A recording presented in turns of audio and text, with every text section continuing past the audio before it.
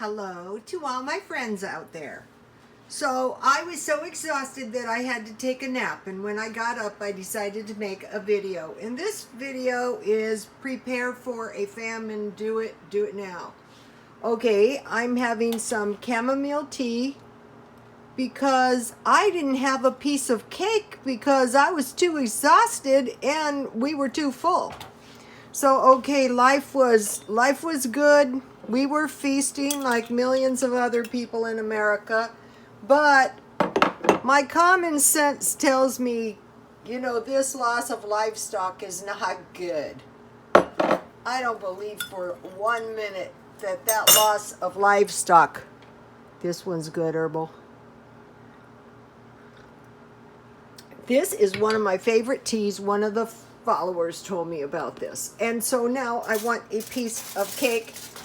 I sent some, look, this cake is yummy. This is blueberry cake. And one of the customers, Pamela, one of the followers told me about this tea. One of the followers, Pamela, told me about this cake. And so I haven't had this cake long, but it's one of my favorite cakes, and it's very yummy when it's icy cold.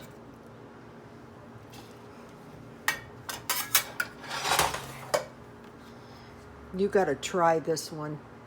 Just put some frozen blueberries in your white cake mix. I'll try to give you a shot to show you how delicious it is.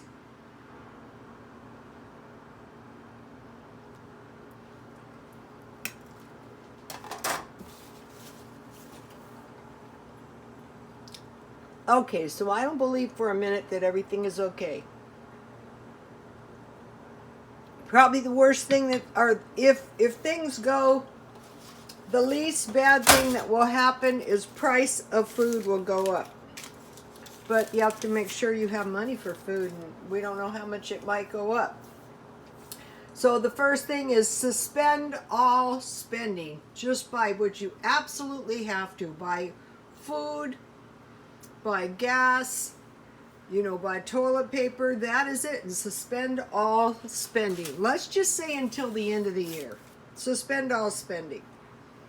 Okay, number 2, gather all the food you have right now in your house and take stock of your food.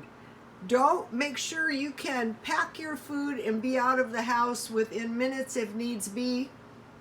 And also be very careful with all of your food. Don't waste any of your food. If you have food that you know is going to expire, that you know you can't eat it, donate it to the food pantries.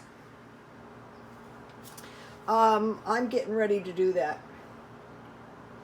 So make sure you know exactly what you have, and make sure all your food is dust and dirt free, and make sure your food is inside baggies and secure. So gather all your food. Stockpile water. So you might be saying, well, I can't go out and buy a whole bunch of water. I don't have that much money. What I'm going to be doing now for a while, I don't know, until some of my videos are repetitious, and that's fine because that's how you learn, by repetition. I like passive learning. I like the kind that flows in. Some sticks, some doesn't. That's fine. I think it's the best learning anyway.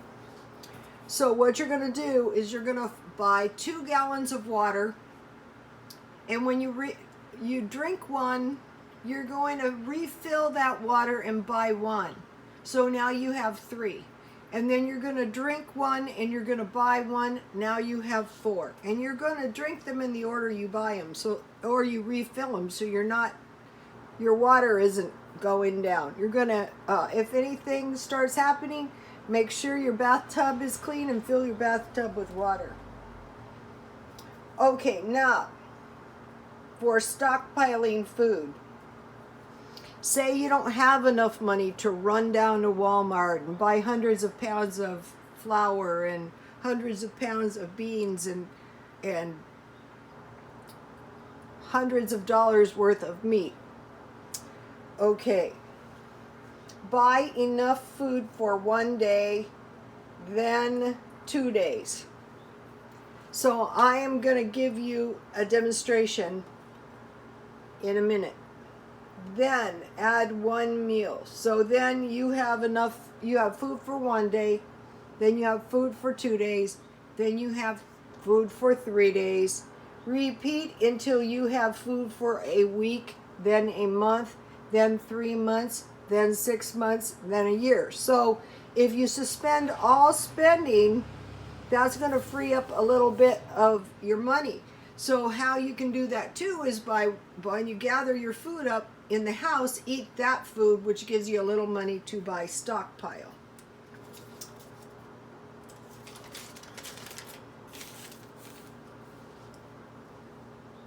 Okay, so now I'm going to give you a demonstration of, this is going to be food for 2 days.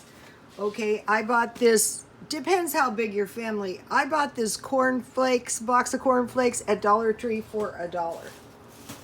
And then I like this kind of milk. Canned milk the best. The cheapest I think is Walmart for 94 cents. So when I stockpile, I buy 2.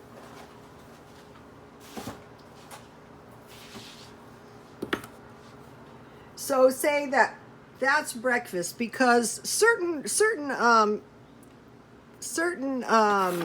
cereals are good. Raisin Bran, shredded wheat, corn flakes.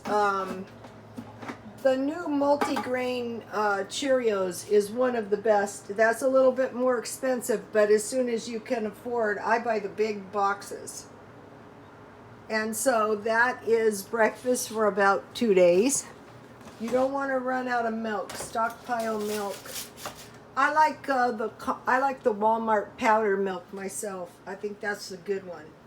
Okay, then for lunch, stockpile top ramen. Remember, this is like something emergency happens. Stockpile crackers, and buy good wheat crackers, because those are going to be your food. Buy peanut butter, and then get used to eating these foods. And then buy grape jam, because one of the followers was saying his grandfather would eat eggs, pancakes, and grape jam 4 days a week. And I thought that was just the greatest comment ever. So you would have basically some crackers with peanut butter and jam and top ramen. Then stockpile. I like these 16 bean varieties. I think they're more nutritious. And rice. I can get both of these for 99 cents at the 99-cent store, but if you have the money, buy the big 20-pound bags. Okay, so then if things were really bad, you would have also stockpile this. Another thing, this lard is pig fat, and so a lot of the pigs were drowned. So, you know, lard's been cheap.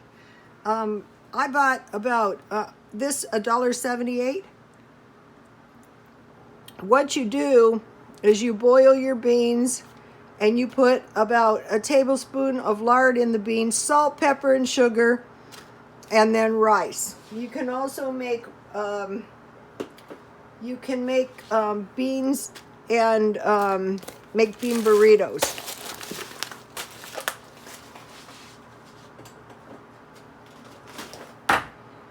And then stockpile the big cans of fruit. So this would be about 2 or 3 days for a small family like us. We only have 3 people. That's not enough crackers, but.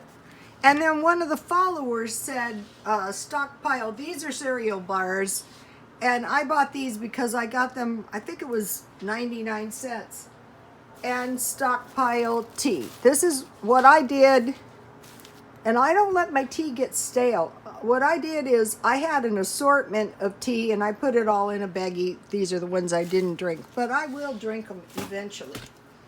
And then just one more thing. When you get a chance, pick up these dented cans. Now this one is good. See, there's no bulging on the top at all. I look for that. If it bulges at all, and it's not on the seam. So chances are this is a good viable can. And you might be thinking, well, why even stockpile that? Well, because I'm not going to turn anyone away. I have a box, and in that box is half-eaten food. If something happened and someone came, I would give them some dented cans and some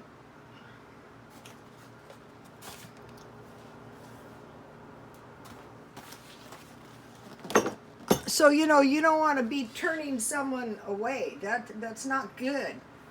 Not good at all. So I would go into my half-eaten packages. I would give them some of the dented cans, or if things are really, really crappy, and it could be, I would eat it myself. So I want to strongly encourage you guys to prepare as if a famine was coming. If no famine comes, well, good. Then you're just going to buy food mainly that you eat anyway. Where is my tea? Okay, so now keep your car running good and full of gas. So if you can't afford the running good thing, if your car is kind of a mess, keep it full of gas. My friend and I, we used to drive the worst cars, and chances are you could get out in the car, and then at the first sign of trouble, evacuate immediately. Okay, so let me go over them real quick. Suspend all spending and save your money. Gather all the food in your house, take stock of what you have, and carefully secure it. Stockpile water. Buy enough food for 2 days, then 3, then a week, then a month, 3 months, 6 months, and a year. Keep your car running good and full of gas. At the first sign of bad trouble, evacuate immediately. And so what I'm going to be doing is I'm going to be making meals, the add one meal. You're adding one meal to your stockpile. I'm going to making these one meal meals for a while. Okay, you guys, God bless you all.